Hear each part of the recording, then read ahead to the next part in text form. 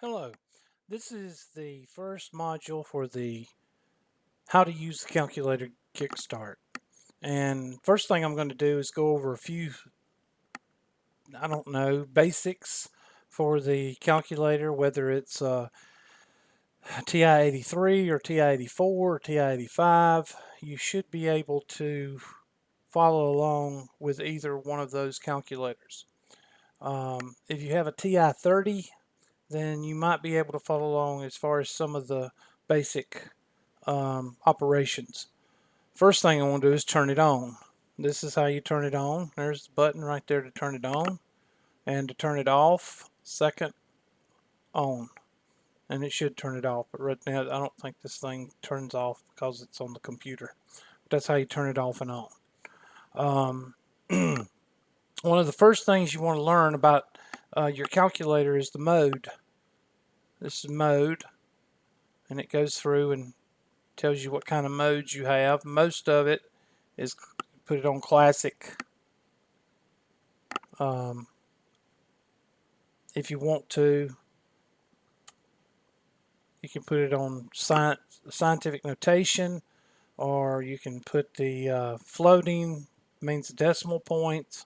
Most of the time you want to put it on degree mode, unless you're in the radian mode in calculus or trig, calculus, or physics. When you're talking about rotations, radians. Function, stay on that. That's the algebraic. Parametric would be calculus. Polar would be trig or calculus. Sequential, we'll leave it at that. I think pretty much everything else it stays pretty much the same. Of course, you can set your clock and all that stuff. You can set that however you want to. I'm not going to go over that too much. But that's how you set the mode. Okay, once the mode is set, you're ready to start. Now, some basic operations keys. You've got your y is equal. That's where you start the graph. Window, your settings for the graph. Zoom, zoom in and out on the graph. Trace, trace for points on a graph. And then to actually graph a graph, you hit the key graph.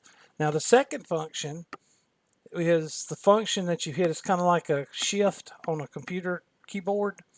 You hit the shift button and anything in blue is what it'll pull up. So if you hit second y is equal, it'll go to stat plot, and that's for a scatter plot if you're in statistics, probability, and statistics. Second window will be table set, where you set your table. In other words, your table like x and y coordinates. Second format, that'll be how you format your graphing.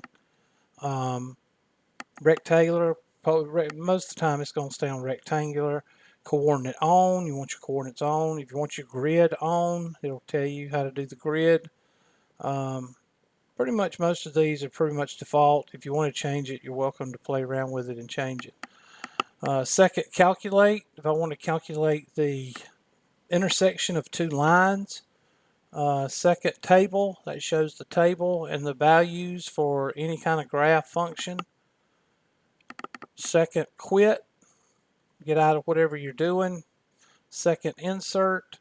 If you wanted to insert something into a sentence that's already written. And you can follow along. Second, angle right here. If you wanted to put something in degrees, minutes, and seconds, or if you got a decimal and you want to change it to degrees, minutes, and seconds, mostly in trig, you can do that. And you can look at the rest of the second pi. Hit second and pi, and that'll give you the number for pi. Well, I gotta quit this. Hold on. Second quit. There we go. And second pi, and then enter, and that's equal to pi. Now, something I want to show you that not many people are aware of, some are, some aren't, is these two buttons down here. If you look in the blue, you see a shift answer and shift entry. Now, what does that mean? If you hit the shift button and you hit the minus the negative, it'll pull up the last thing that you did, which was this right here. So if I'm giving you a problem and it is 2 times 3, 2 times 3, and then after you do that, I tell you I want you to take the square root of 6. Well, then you can say second answer and then raise it to the 0.5 power. Or you can take 6 and take the square root. So you hit second square root of 6, close parenthesis. The other function is the entry function, and that's this one right here, second entry. So if I do something like 2, back up, 2 times 3, and I hit enter. Oh, I made a mistake. It's supposed to be 2 times 4. Then I can hit second entry, and it'll pull up, and instead of typing all 3, I can just backspace and hit 4. Now, this may not seem a lot right now, but when you're dealing with multi-step equations, or if you're dealing with going to different screens to get different information, like in probability and statistics, you would hit 2 or 3 different screens to do one problem. And then after you do that one problem, all you have to hit after that is second entry and just change the numbers. And I'll show you that in a later video, probability and statistics. But anyway, the shift key, the second, I call it shift key. The second key, and then hit these 2 right here. Very, very helpful when you're talking about saving a lot of steps. The alpha key. Alpha key is used to hit the green letters, which are usually the alphabet. That's why it's called alphabet. I use this key when I'm doing a lot of storing in the memory. And when you do a lot of multi-step equations and evaluating and doing order of operations, and you have a fraction, and it's just a lot of calculating, and that'll, again, in probability, you do that, then you might want to use that alpha key, and I'll show you how to do that in the probability section. But some basic functions, 7, of course, you do 7 times 7, and everybody knows how to do this. 7 divided by 3, and everybody knows how to do basic functions like that. But what about the square root? Well, the square root, I showed you a while ago, is square root x squared, right there, shift x squared, and then you type in 5 and close parenthesis. What if I wanted to just raise 5 to the 0.5 power? Well, then that would be 5 to the 0.5 power, which is the same as the square root. Okay? So let's talk about x squared. Now, I don't use this button right here too much. That's when you want to use it real quick, like what is 6 squared? Okay, if you're in math class, I don't think you need to do 6 squared. But what if you want to do 27 squared? Now, like I said, I don't use this key. Well, why don't you use it, Hubert? The reason I don't use it is because I use the caret symbol right here, and you don't have to limit yourself to just the square root. You can do the third, not the perfect square. You can do the perfect root, you can do the perfect fourth, you can do the perfect fifth. If I want to raise 6 or 5 or 2 to the 5th power, boom, I do it. So you can use the square key and then just use it for squares and use this for third, fourth, and fifth, or you can just use the fourth, the caret symbol for anything. 6 to the 2nd power, which is 36, or you can do 6 to the 10th power. Okay, so I use this key over this key because I just use one key. So that's up to you how you want to do it. Scientific notation is shift the comma key. So if I wanted to take 5 times exponent, or you can just put exponent. You don't have to put the times. Exponent, it'll do it itself. Oops, sorry. Second, and then put -2. There it is. And that's the scientific notation, is the EE key. The log key and the natural log key, this is log base 10. This is log base E. Okay. I'm trying to cover most of the basic operations, and that's pretty much the basic operations. If you want to take the sine of 30 degrees, you hit sine, and then you type in 30 degrees, close parentheses, and equals.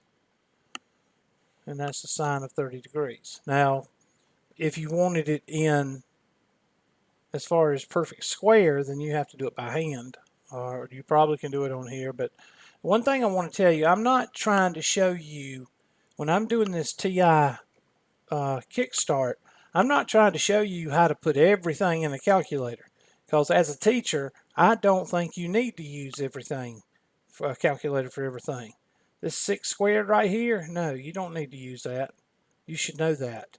Some of the other things that I did, like 7 times 2 is 14, you should know that.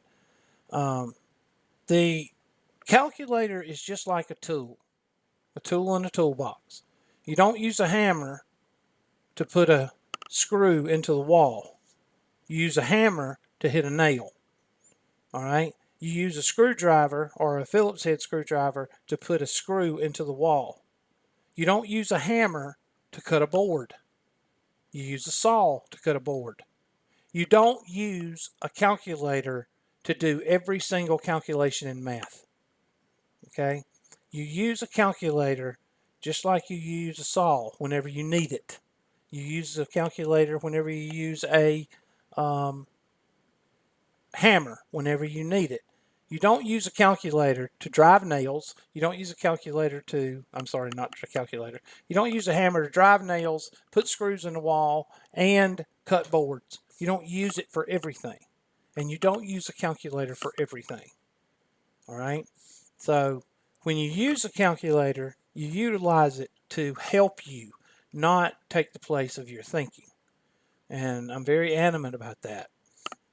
So with the basics, like I said, just play around with it. You're talking, umpteen, there's a lot of functions. Oh, I do want to mention the stat. That's for probability and statistics. The X tau, I call it X tau or X ton. X, T, theta, and N, that's your variables. If you wanted to type in 9x, you would hit y is equal, and you type in 9x. Okay, that's the variable. That's the variable key. That X tau, I call it X tau. X, T, theta, N. That is your variable key. Apps, that's not used a lot, but you can use it. I don't use that a lot as a teacher, so you can use it if you want to, play around with it. Program, I don't use program. Vars, you're going to use second vars. Hit second vars. You're going to use that in probability and statistics, and I'll show you how to do that. Math, this is a key. Yes, you need to know it, because this is how you type in things that are not like a regular number. Like you want to type in a fraction, or you want to type in a decimal, or you want to type in a cube root, or the x root, or the derivative. I don't use this too much. I'll show you what I do use. I use the probability key. I use it the most. And that's the probability key there. Okay. The parentheses, the comma, that's self-explanatory. And that's pretty much it with the basics. Oh, one more thing. Do not confuse the subtraction key with the negative key, especially when graphing. Sometimes if you graph with the subtraction symbol and you put subtraction x squared, it'll say syntax error.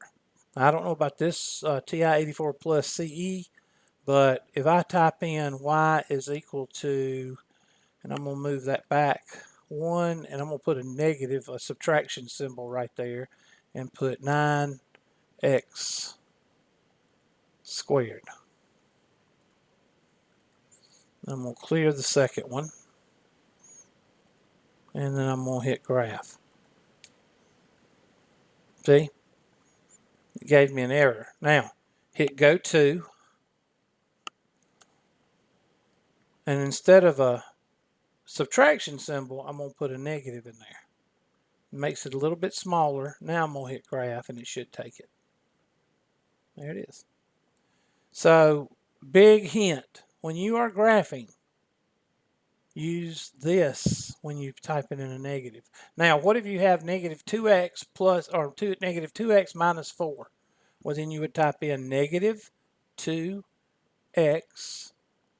and then minus symbol 4. Okay? This is used when you have a negative in front of a number. Okay? So, hopefully this will give you a little bit to work with as far as learning your calculator. We will talk about some other things to do on the next module, which will probably either be graphing or probability and statistics. So I hope that helps.